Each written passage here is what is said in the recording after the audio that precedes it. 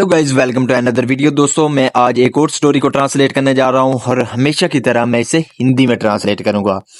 तो इस वीडियो में मैं आपको वर्ड बाय वर्ड मीनिंग के बारे में बताऊंगा और साथ में जो है ग्रामर के पोर्शन को भी कवर करूंगा। तो बिना देरी के शुरू करते हैं वीडियो का जो टाइटल है वो है the way of telling truth.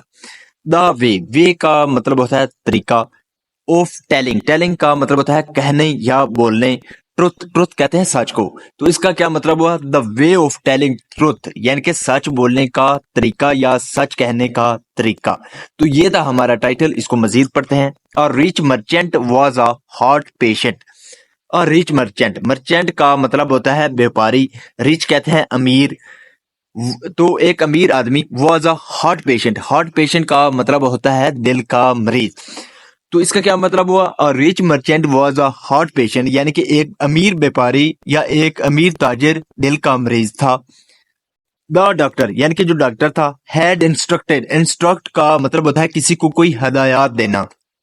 तो यहाँ पे हैड के साथ वर्ब की थर्ड फॉर्म है। हैड के साथ वर्ब, जब वर्ब की थर्ड फॉर्म लगती है तो वो पास्ट परफेक्ट टेंस का वाकया माना जाता है।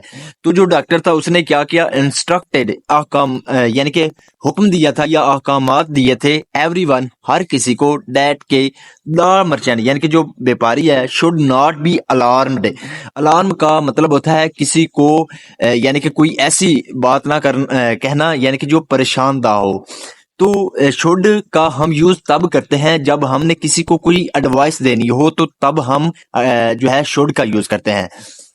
तो एट एनी कास्ट यानी कि किसी भी कीमत पर। तो इसका क्या मतलब हुआ? दोबारा देखते हैं। The doctor had instructed everyone यानी कि जो डॉक्टर था उसने हर किसी को अहकामात दिए, दैट के the merchant should not be alarm at any cost यानी कि जो ताजिर है, जो व्यापारी है, उसको किसी भी कीमत पर यानी कि कोई ऐसी बात ना कही जाए जो कि परेशानदा हो। वंस एक बार, द मर्चेंट यानी कि जो व्यापारी था, was in an other city, तो वो किसी दूसरे शहर में था। एन अदर सिटी का मतलब होता है दूसरे शहर, तो वो दूसरे शहर में था। His servant reach there and said, his servant, his का मतलब होता है उसका या उसकी, तो उसका सर्वेंट यानी कि नौकर, रीच्ड, रीच की सेकंड फॉर्म है रीच्ड। तो ये जो सेकंड फॉर्म है ये तब लगती है, ये पास्ट इंडेफिनेट का टेंस जब हम कहते हैं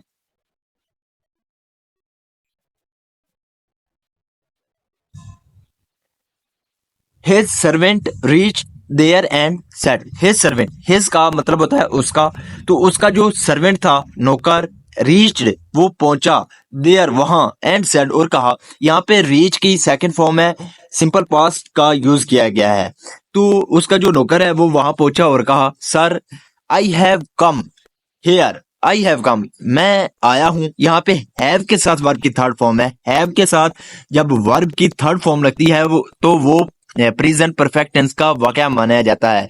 तो आई हैव कम हेयर, मैं यहाँ आया हूं, टू टेल यू, आपको बताने के लिए, डैट के यूर डॉग इज डेड, कि तुम्हारा जो कुत्ता है वो क्या है? मर गया है।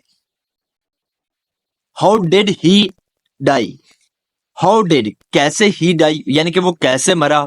द मर्चेंट आस्क्ड यानी कि जो ताजिर था उसने पूछा। He ate lot of horse meat, he ate, eat की सेकंड फॉर्म है एट, तो उसने खा लिया। A lot of horse meat का मतलब होता है घोड़े का गोश्त, यानी कि उसने घोड़े का बहुत सा गोश्त खा लिया है। व्हाट डू यू मीन, तुम्हारा क्या मतलब है? इज माई हॉर्स डेड, क्या जो मेरा जो हॉर्स है यानी कि जो घोड़ा है, डेड वो मर गया है। सर ऑल द हॉर्सेज यानी कि जो सभी घोड़े हैं, इन योर स्टेबल, स्टेबल का मतलब होता है घोड़े रखने की जगह, यानी कि जहाँ पे घोड़े रखे जाते हैं उसको क्या बोलते हैं? स्टेबल बोलते हैं। तो जो सभी घोड़े हैं आपके स्टेबल में, और डेड वो मर गए हैं, ड्यू टू का मतलब होता है की वजह से। तो स्टारवेशन का मतलब होता है भूख, तो भूख की वजह से जो तुम्हारे घोड़े स्टेबल में थे वो सभी क्या हो गए हैं? मर गए हैं। Didn't the servants give them food, didn't the servant, क्या जो नौकर हैं उन्होंने क्या नहीं किया? गिव देम नहीं दिया उनको फूड खाना। तो यहाँ पे जो है वो पास्ट इंडेफिनेट का इंटेरोगेटिव टेंस का यूज़ किया गया है। Didn't the servant give them food, क्या जो नौकर हैं उन्होंने उनको खाना नहीं दिया। हाउ कुड दे, वो कैसे दे सकते थे। When, जब दे वर स्टार्विंग देमसेल्फ, जब वो खुद भूख से मर रहे थे। स्टार्विंग का मतलब होता है भूख से मरना या भूखे होना। When they were starving themselves, यानी कि वो कैसे जो है वो खिला सकते थे जबकि वो खुद जो है भूखे मर रहे थे। Why, क्यों।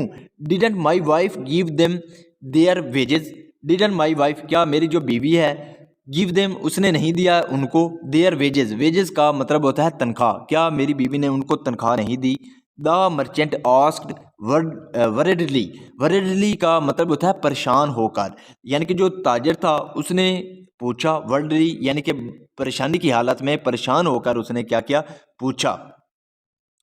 How could she have survived without food, how could have का यूज़ हम तब करते हैं जब हम कहते हैं कि वो कर सकता था या कर सकती थी।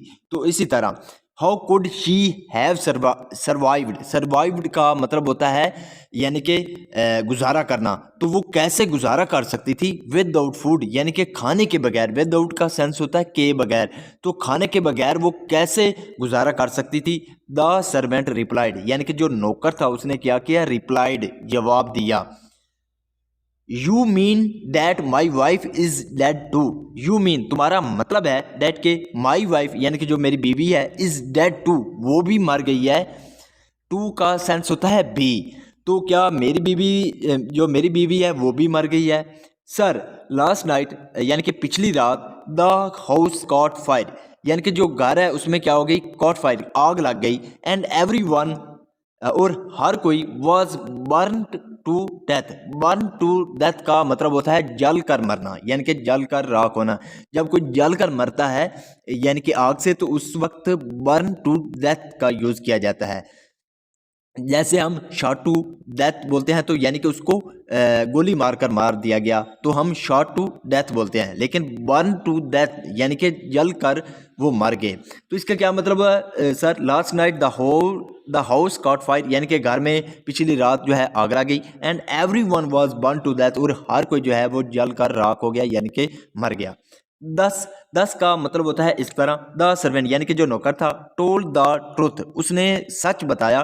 टेल की सेकंड फॉर्म है टोल्ड, तो उसने बताया द ट्रुथ सच, इन सच अ वे यानी कि इस तरह बताया, डैट के हिज मास्टर जो उसका मास्टर था, जो उसका मालिक था, डिड नॉट गेट आ शोक, तो उसे शोक नहीं लगा। शोक का मतलब होता है झटका, तो उसे कोई झटका नहीं लगा। तो इस तरह से उसने क्या किया, सच बताया। So this is the video guys, अगर आपको पसंद आई हो तो इस वीडियो को लाइक कर दें, चैनल को सब्सक्राइब कर दें ताकि इसी तरह की आने वाली वीडियो आप तक पहुंचती रहे। Have a nice day, good bye.